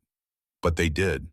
The valley appeared like something from a dream, a wide basin surrounded by mountains on 3 sides, smoke rising from 40 or so chimneys, buildings arranged in neat rows, people moving through streets, children playing, women hanging laundry despite the cold. It looked normal, safe, peaceful. Tom didn't trust it. He'd learned not to trust peaceful. Peaceful was where danger hid. But the girls saw it differently, saw hope. Rose sat up straighter in the saddle. Grace stopped shivering. Even Kate's hard expression softened slightly. "Is this it?" Maggie asked. "Is this where we're staying? If they'll have us?" A man walked out to meet them as they approached, tall and lean with silver hair and kind eyes. He wore simple clothes, no badge, no gun, just a man stepping forward to greet strangers. "Welcome to Prospect Valley." His voice was warm. "You look like you've come a long way." "Too long." Tom dismounted. "Name's Thomas Barrett. These are my daughters, and this is Clara." The man's eyes moved across their faces, taking in the exhaustion, the fear, the desperate hope poorly hidden. "I'm Reverend Miller, and you're running from something." It wasn't a question. "Someone said," Tom corrected. "Man named Marcus Blackwell." Something flickered in Miller's expression. Recognition, maybe, or anger. I know that name. Then you know why we're here.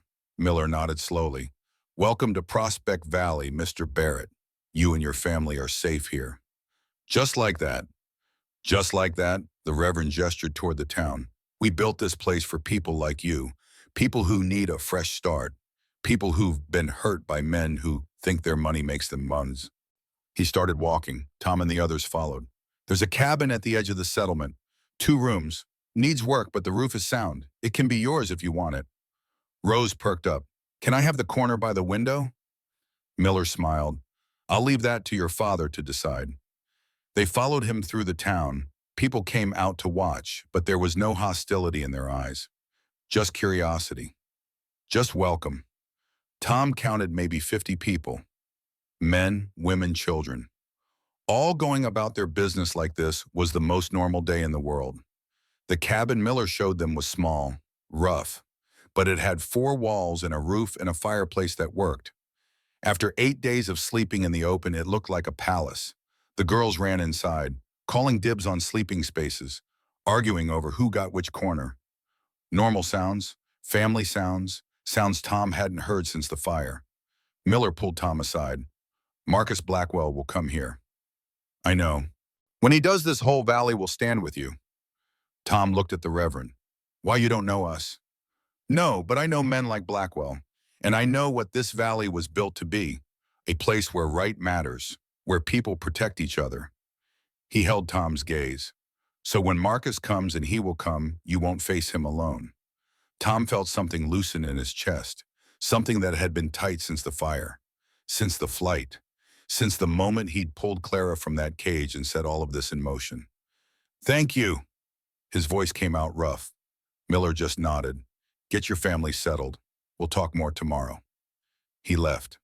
Tom stood alone outside the cabin, listening to his daughters inside, listening to Clara helping them organize, listening to life trying to return to normal.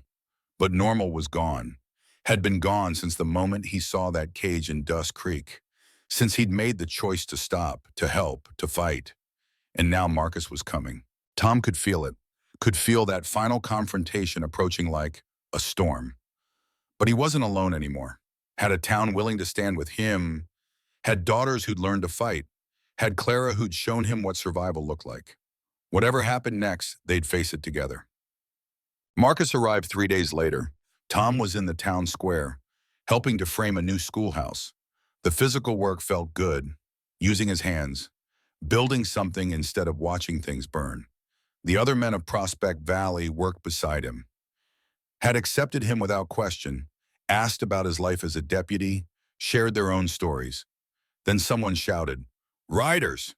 Tom looked east, saw them on the ridge, 6 men on horseback, Marcus at the front. They sat there for a long moment, just watching, making sure everyone in the valley knew they were there. Then Marcus rode down, slow and confident, like he owned the place. He stopped in the center of the square, looked around, smiled that cruel smile. Well, his voice carried across the silent town. This is quaint. Tom set down his hammer, stepped forward. You're not welcome here. I'm sure I'm not, but I didn't come for welcome. I came for what's mine. Marcus's eyes found Clara. She was standing outside the general store, face pale but steady. Hello, Clara. It's been a long time. She didn't answer. What? Marcus put a hand to his chest, mock hurt. Nothing to say after all the trouble you've caused, after making me chase you halfway across the territory. He leaned forward in his saddle. My brother is very disappointed, wants you back, wants to make sure you understand what happens when his property runs away. Tom moved to stand between Marcus and Clara. She's not property, and she's not going anywhere. The law says different. Not here, it doesn't. Reverend Miller appeared, walking calmly across the square. This is federal land, Mr. Blackwell. Territorial contracts don't apply. Marcus's smile faded. You're interfering with legitimate business. No, I'm protecting a resident of Prospect Valley. She's not a resident. She just got here. She will be, by sunset tonight. That's how it works here. You stay one night, you're one of us. Marcus studied Miller, studied the men gathering in the square, studied the whole town watching him with hard eyes. I see. He straightened in his saddle. Well then, I'll give you until tomorrow at noon. Deliver Clara to me, or I'll take her. And anyone who gets in my way will regret it. He wheeled his horse, started to ride off, then stopped, looked back. Oh, and Mr. Barrett, that fire at your ranch, consider it a preview. Refuse me tomorrow, and this whole valley burns. Then he was gone, riding back toward the ridge, his men following. The square erupted in voices, angry, scared, demanding answers. Reverend Miller raised his hands.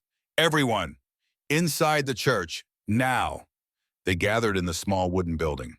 50 people crammed into a space meant for 30. Standing room only.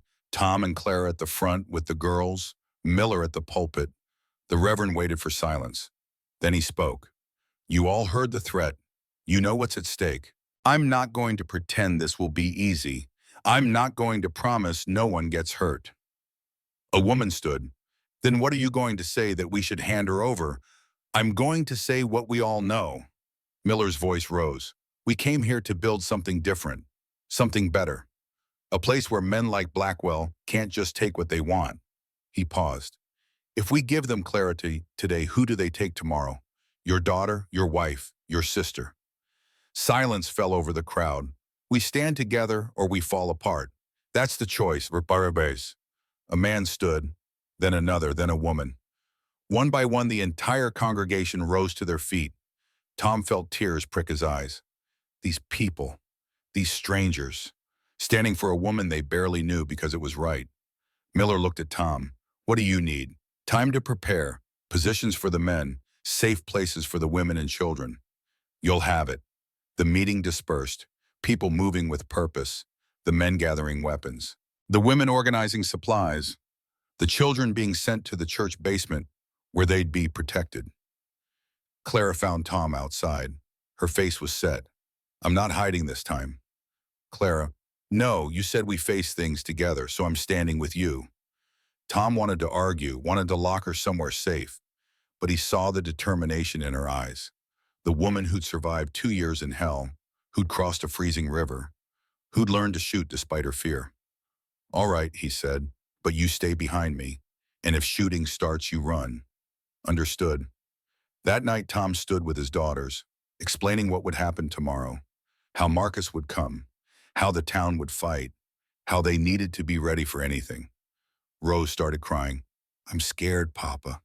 Tom knelt, pulled her close. Me too, sweetheart. But being scared doesn't mean we give up.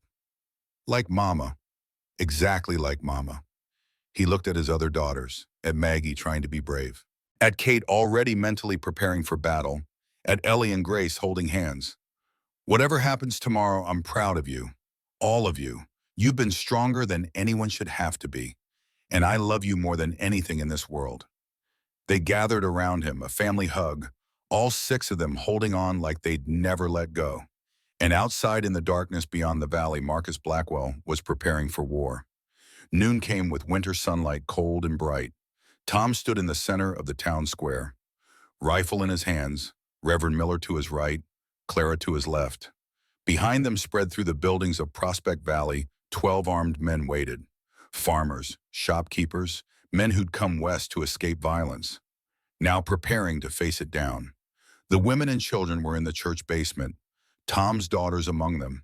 He'd left them with Kate in charge, had seen the fear in their eyes, the trust, the belief that their father would come back. He hoped he wouldn't prove them wrong. Marcus appeared at exactly noon, 6 riders coming down from the eastern ridge. They moved slowly, deliberately, letting everyone see them, letting the fear build. When they reached the edge of town, Marcus stopped, dismounted, walked forward alone, hands visible, no weapons drawn, the picture of reasonable civility. Mr. Barrett, we meet again. Tom didn't respond, just watched, calculated. The deputy instincts he'd buried for 3 years were fully awake now, seeing angles, threats, opportunities. I'm going to be honest with you.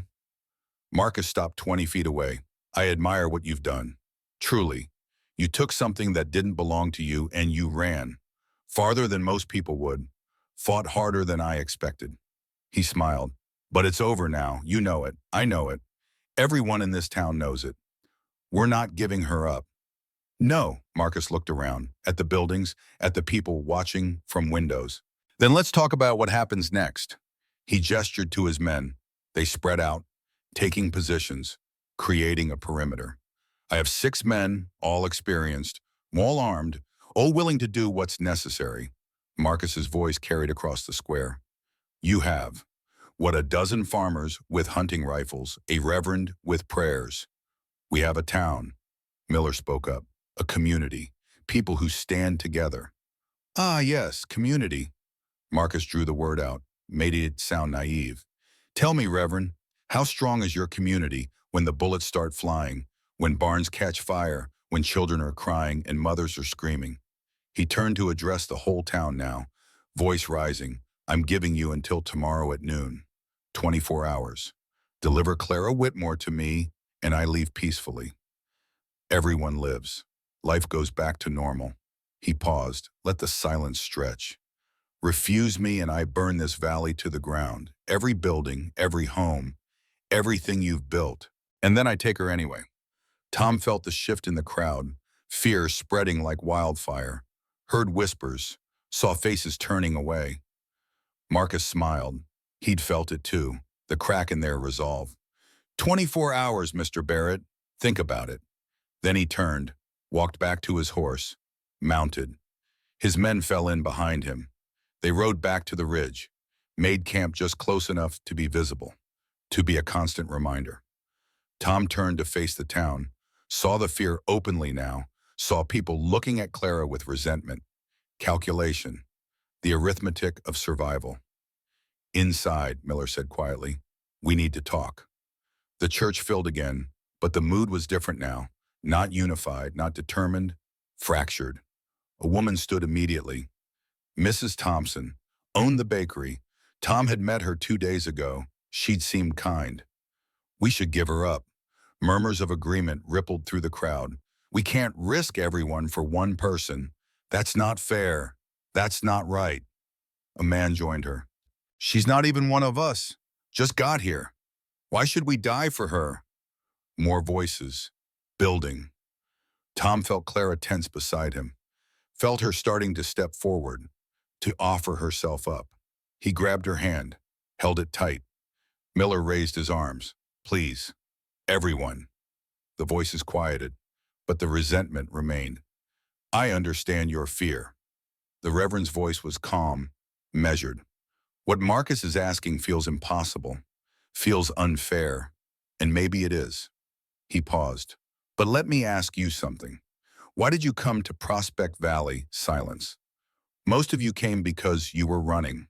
From debt, from bad marriages, from places where the law didn't protect you, where powerful men could do whatever they wanted. He looked around the room. We built this valley to be different, to be a place where right matters, where we protect each other. Not because it's easy, because it's who we are. Mrs. Thompson stood again. Pretty words, Reverend, but they won't stop bullets. Before Miller could respond, Tom stepped forward. No, they won't. His voice cut through the murmurs, hard, cold. The deputy's voice. Words won't stop Marcus. Prayer won't stop him. Hoping he'll just go away won't stop him. Tom looked at each face in turn. I know most of you don't know me. Know we've only been here 3 days. But I'm telling you now, I'm not handing Clara over. Not today, not tomorrow, not ever. Easy for you to say. Someone called out, she's your woman. She's a person. Tom's voice cracked like a whip. A human being who was locked in a cage and left to die because she was poor. Who survived 2 years of torture because men like Marcus think they can own people. He paused, let the words sink in. I didn't save her from that cage because she belonged to me. I saved her because it was right. Because someone should have done it sooner. Because my wife would have been ashamed of me if I'd walked past.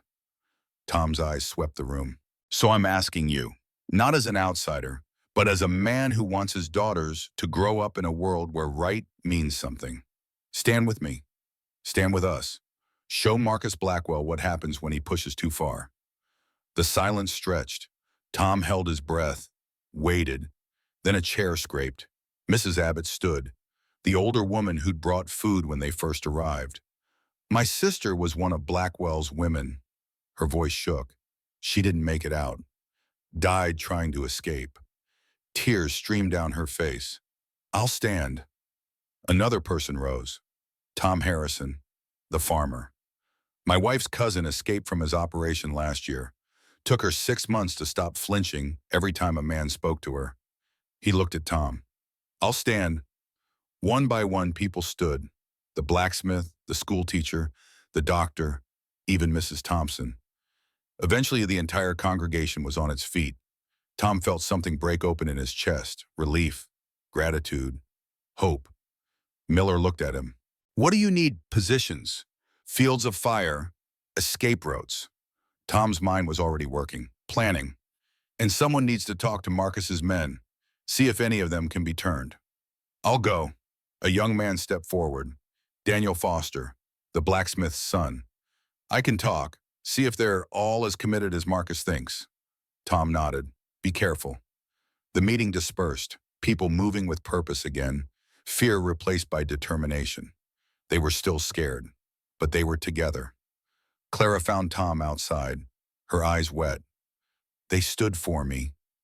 They stood for what's right. Same thing. Tom pulled her close. Tomorrow's going to be hard. I know. People might die. I know. But we're not backing down. Clara looked up at him. No, we're not.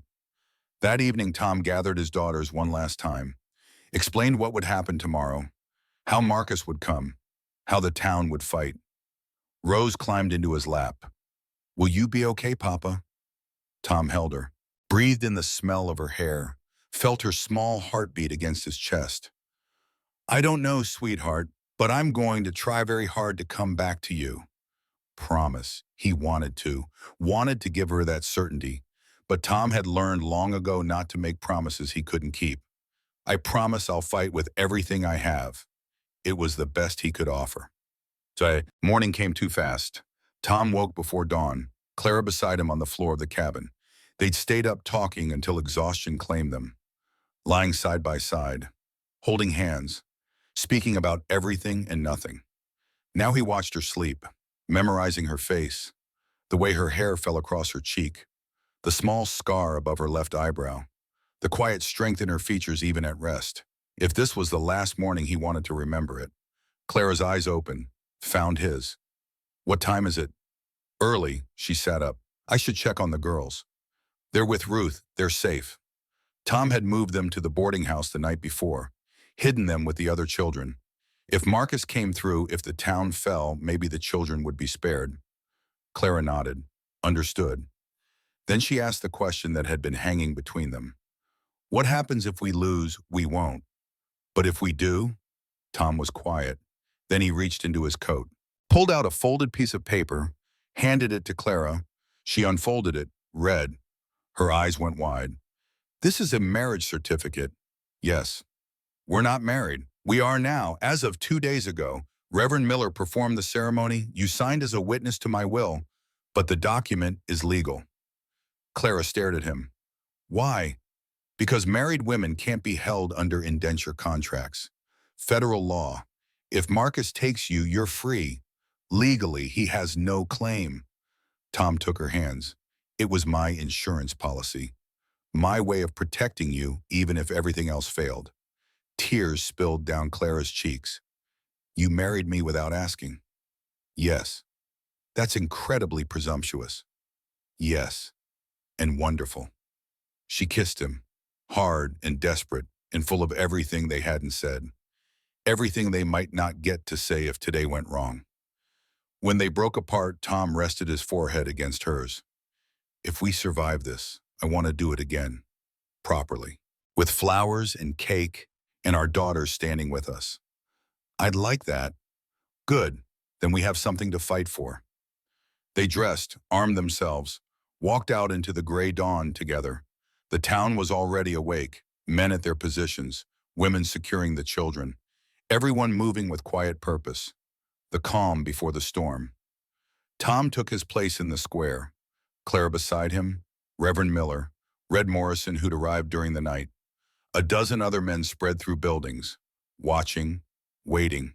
11:45. The minutes crawled by, each one feeling like an hour. Tom's hands were steady on the rifle, but his heart hammered in his chest. This was it, the moment everything had been building toward.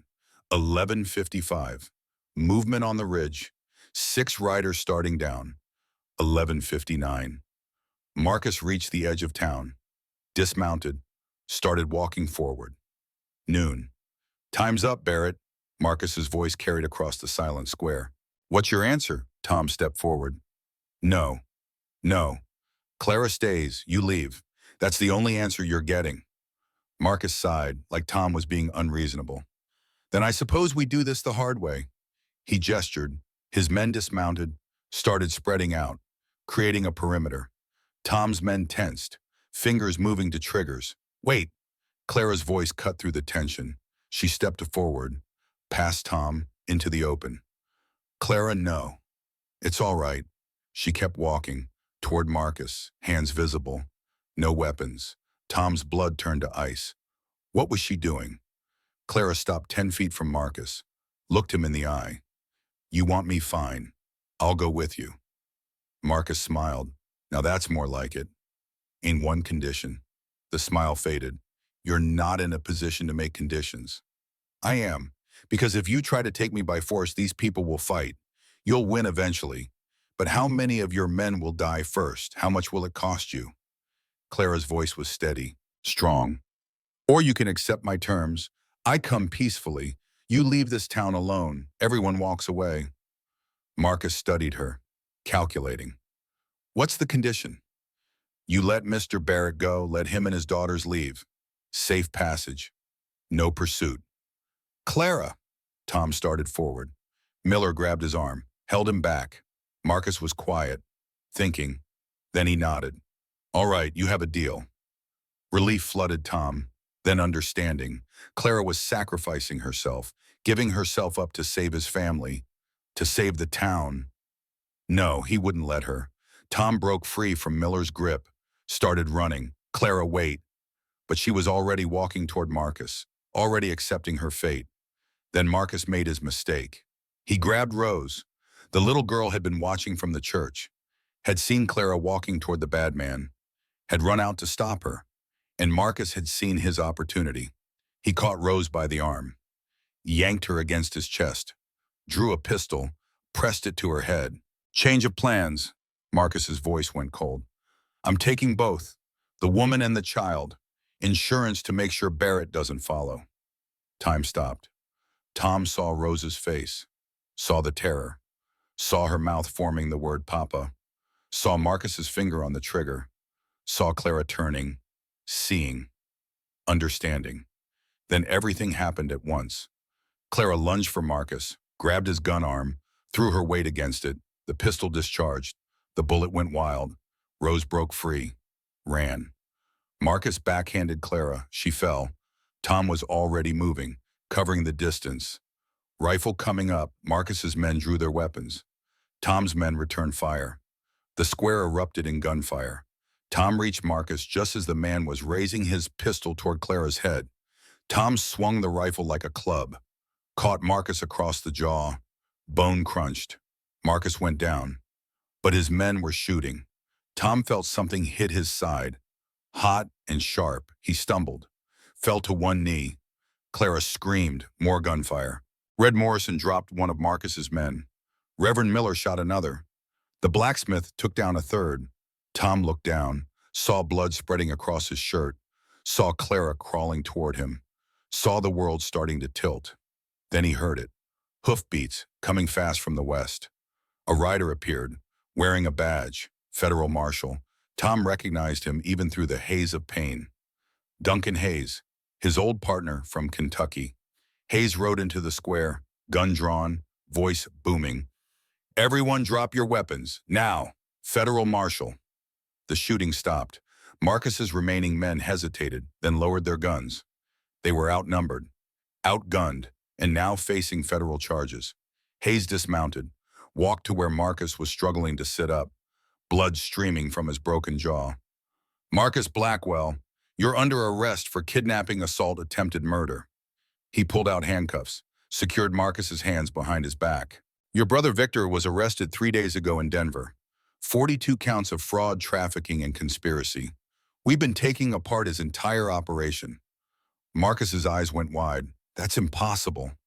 Nothing's impossible when you have 40 witnesses willing to testify. Hayes looked at Tom, at the blood, at Clara holding pressure on the wound.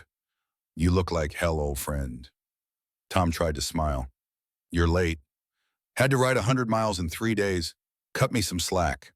The town doctor appeared, started working on Tom's wound, cleaning, stitching. Tom gritted his teeth through the pain, kept his eyes on Clara. She was crying, but smiling too. Relief and fear and joy all mixed together. You're okay, she kept saying. You're going to be okay. I know. Tom's voice was weak. We won. We won. Hayes had his men in custody, was loading them onto horses, ready to transport them to Denver for trial. Before he left, he crouched beside Tom. I'll need you both in Denver in 2 weeks for the trial. We'll be there. Hayes nodded, mounted up, led his prisoners away. Tom's daughters came running, all 5 of them, throwing themselves at him, crying, laughing. Rose kept saying she was sorry, so sorry. Tom held her, told her it wasn't her fault, that she was brave, that everything was going to be all right. And for the first time since the cage, since the fire, since this whole impossible journey began, Tom believed it. Denver, 2 weeks later. The federal courthouse was an imposing stone building in the center of the city. Tom stood outside with Clara, both of them in borrowed clothes, both of them terrified for completely different reasons. Are you ready? Tom asked. Clara's hands shook. No, you don't have to do this. Yes, I do. She looked at him. Those other women, the ones still trapped, they need someone to speak for them. Tom took her hand. Then I'll be right there with you. They walked inside together. The courtroom was packed. Victor Blackwell sat at the defendant's table, well-dressed, composed, arrogant. When he saw Clara, he smiled, that predatory smile that had haunted her dreams. Clara's step faltered. Tom squeezed her hand. The prosecution called her to the stand. She walked forward on trembling legs, placed her hand on the Bible, swore to tell the truth. Then she sat, facing the man who'd tortured her for 2 years. The prosecutor was a stern woman named Elizabeth Garrett. She'd spent weeks preparing Clara, helping her organize her testimony, making sure every detail was documented. Miss Whitmore, how did you come to know Victor Blackwell? Clara took a breath. He purchased my indenture contract after I was convicted of theft. And what happened when you arrived at his establishment? I was told I would work as a seamstress. That was a lie. The prosecutor nodded. What was the reality? Clara's voice steadied. I was forced to entertain men. Wealthy men who paid Mr. Blackwell for our company. We had no choice. Refusing meant punishment. She removed her shawl, showed the brand on her shoulder. The courtroom gasped. This is what happened when I tried to escape. The defense attorney objected, tried to discredit her, called her a convicted thief and contract breaker, asked why the court should believe her. Clara stood, faced the whole room. Because I'm telling the truth. Because 35 women are missing from his records. Because I watched a 16-year-old girl die after his brother beat her for crying. She turned to face Blackwell directly. Because he is a monster who hides behind laws designed to protect people like him. Her voice broke. If you don't stop him, he'll do this to someone else's daughter, someone else's sister, maybe yours. The courtroom fell silent. Then Tom stood, walked to the front, stood beside Clara. Your Honor, may I speak? The judge looked surprised. This is irregular. I know, but there's something the court needs to know. Tom pulled out the marriage certificate. Clara Whitmore is now Clara Barrett, my wife, as of 2 weeks ago. Confusion rippled through the room. Under federal law, married women cannot be held under indenture contracts. Whatever claim Mr. Blackwell thinks he has, it's void. Blackwell's lawyer jumped up. This is fraud, clear fraud. No, Tom's voice was steel. This is justice. Your client's entire operation is built on fraud, on using legal loopholes to enslave women. That ends today. The judge called for order. The trial continued. Other witnesses testified. Documents were presented, evidence mounted. The jury deliberated for 4 hours. When they returned, the foreman stood. On all counts, we find the defendant guilty. The courtroom erupted. Clara collapsed into Tom's arms, crying, not from sadness, from relief, from the weight of 2 years finally lifting. The judge sentenced Blackwell to 20 years hard labor. All contracts voided. He set C's to compensate victims. As they led him away, Blackwell passed Clara, tried to speak. She just looked at him. "It's over," she said. "You don't own me anymore." He had nothing to say to that. Outside the courthouse, other victims waited. Women who'd escaped, who'd survived. They thanked Clara, called her brave, said she'd saved them. Clara just held their hands. "We saved each other." Marshall Hayes found them in the crowd. "What you did in there took real courage." "I just told the truth." Sometimes that's the bravest thing there is. They stayed in Denver 3 more days, tying up loose ends, making sure the legal work was complete. Then they started the journey back to Prospect Valley, back home. Spring came to Prospect Valley like a promise. Snow melted, flowers appeared. The world turned green again. Tom and Clara had spent the winter rebuilding. A new cabin, bigger than the old one. Room for everyone. The girls had settled into their new life, attending the school Reverend Miller had built, making friends, learning that home could be a feeling, not just a place. And Tom and Clara had grown closer, not rushing anything, just letting it develop naturally, learning each other, building something real. Now, on a warm April morning, the whole valley gathered at the church for a wedding. Clara wore a dress Mrs. Abbott had sewn, simple but beautiful, white cotton with lace at the collar, Sarah's locket around her neck, a gift from Maggie, who said her mother would have wanted Claire to have it. The girls stood as bridesmaids, all 5 in matching dresses. Rose couldn't stop fidgeting. Grace kept adjusting Ellie's hair. Kate and Maggie flanked Clara like guards of honor. Tom waited at the altar, wearing his best clothes, hair combed, beard trimmed, looking nervous in a way his daughters had never seen. The church was packed, every seat filled. The whole valley had come to witness this union. These 2 broken people who had found each other and fought their way to this moment. Clara walked down the aisle alone. Her choice.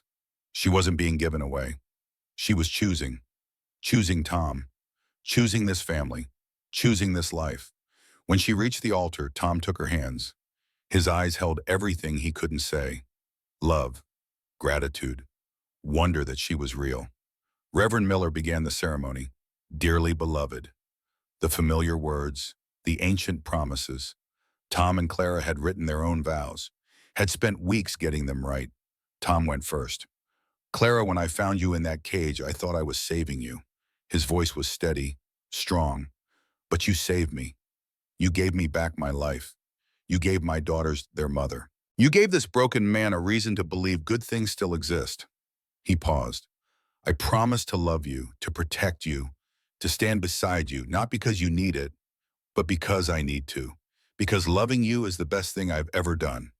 Clara's turn. She looked at Tom, at the man who'd changed everything. "Tom, I spent years believing I was worthless, that I was damaged beyond repair, that no one would ever want me for anything but what they could take." Tears streamed down her face. "You proved me wrong, not with words, but with actions. You broke open a cage with your bare hands. You carried me to safety. You gave me a home, a family, a future." Her voice strengthened. "I promise to love your daughters as my own, to honor Sarah's memory and continue her work, to stand beside you through whatever comes, because you showed me what love really looks like, and I'll spend every day being worthy of that." Reverend Miller smiled. "By the power vested in me, I pronounce you husband and wife." He looked at Tom. "You may kiss your bride." Tom pulled Clara close, kissed her. The church erupted in cheers. Rose broke free and threw herself at them. The other girls joined. A family embrace at the altar. 7 people who'd found each other through tragedy, who'd chosen to become a family. The reception lasted until nightfall. Food and music and dancing. Tom danced with each of his daughters, then with Clara, their first dance as a married couple. "How does it feel?" she asked. "Like coming home." "Good, because you're stuck with me now." "Best thing I've ever been stuck with." As the sun set, painting the valley in gold and crimson, Tom stood with Clara on the church steps, watching their daughters play with the other children, watching this town that had stood with them, fought for them, become their family. "Thank you," Clara said quietly. "For what?" "For stopping that day, for not walking past." Tom pulled her close. "Thank you for being worth stopping for." They stood together, watching the light fade, watching the stars come out. And somewhere in that vast sky, Tom imagined Sarah was watching, smiling, proud of the family they'd become. Montana Territory, October 1898. Full dark now. Tom finished his story, opened his eyes. The porch came back into focus, the present reasserting itself. William sat across from him. Notebook full, face wet with tears he didn't bother to hide. "That's incredible." The boy's voice shook. "All of it. The cage, the fire, the trial. It was a long time ago." "So grandmother Clara is inside." Tom smiled. "Been married 41 years. She's getting tea." As if summoned, Clara appeared. 62 years old now, hair silver, face lined, but still beautiful, still strong. She carried a tray with 3 cups. "Finished telling lies about me, Tom." "Just the truth." Clara set down the tray, looked at William. "Did he tell it right?" "I think so, grandmother." "Good, because I was checking." She poured tea, handed cups to Tom and William, then settled into her own chair with a satisfied sigh. William looked between them. These two people who'd lived an entire lifetime together, who'd built something from nothing, who'd faced down evil and won. "I'm still afraid," he admitted. "About Cuba, about the war." Tom set down his cup. "I know. But I'm going anyway." "I know that too." William stood, walked to the porch rail, looked out at the darkness. "Why did you tell me this story, really?" Tom joined him. "Father and grandson, 2 generations standing together. Because you needed to know that fear doesn't make you a coward, that doing the right thing is hard, that sometimes you have to fight even when you're terrified." He put a hand on William's shoulder. "And because you needed to know you're not alone. You carry us with you. Every choice, every action, we're there." William nodded, tried to speak, couldn't. Clara came to stand with them. "Make us proud, William." "I'll try." That's all anyone can do. The next morning, William left, riding toward the train station, toward Cuba, toward whatever fate waited. But he rode straighter, rode stronger, carried his grandfather's story like armor. Tom and Clara watched him go. "Think he'll be all right?" Clara asked. "I don't know, but he's got a better chance now." They stood together until William disappeared over the ridge. Then they went inside, to the home they'd built, the family they'd raised, the life they'd fought for. And somewhere in the future, William would tell this story to his own son. Who would tell it to his? The story of the bomb, the fire, the woman who survived, and the man who fought for her. A legacy not of money or land, but of courage, of standing up when it would be easier to walk away, of choosing what's right over what's safe. That was the lesson, the only one that mattered, and it would echo through generations. Long after Tom and Clara were gone, long after the key and the fire and the trial had faded into history, the story would remain, a reminder that one person can make a difference, that families are built not from blood but from choice, that love is worth fighting for, always.